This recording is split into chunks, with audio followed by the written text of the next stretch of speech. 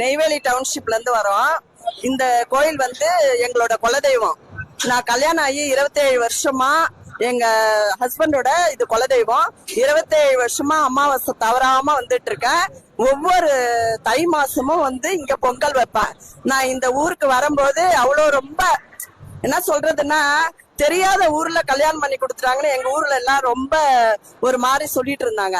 ஆனா இந்த அம்மாட்ட நான் வந்து ஒரே வார்த்தை தான் சொன்னேன், உன் ஊருக்கு நான் வாழ வந்திருக்கேன், என்னை வாழ வைக்கிறது உன் கையில தான் இருக்குன்னு சொன்னேன். இன்னைக்கு வந்து என் பையன் படிச்சுட்டு கனடால இருக்கான். நாங்களும் கடலூர்ல நல்லா 3 மாடி வீடு கட்டியிருக்கோம். இன்னொரு இன்ஃபர்மேஷன் என்ன சொல்றேன்னா, என் கூட போன மாசம் அமாவாசைக்கு ஒரு கிறிஸ்டின் பையன் வந்தான். அவன் வந்து வேலை கிடைக்காம அவன் பொண்டாட்டி அவனை விட்டுட்டு போயிட்டாங்க. ஆனா போன மாசம் அமாவாசைக்கு வந்து 500 ரூபாய் அம்மாவோட ஊஞ்சல் தாலாட்டுல வச்சான். உடனே இந்த மாசம் தாலாட்டுக்கே வரல, அவனுக்கு வேலை கிடைச்சிருச்சு.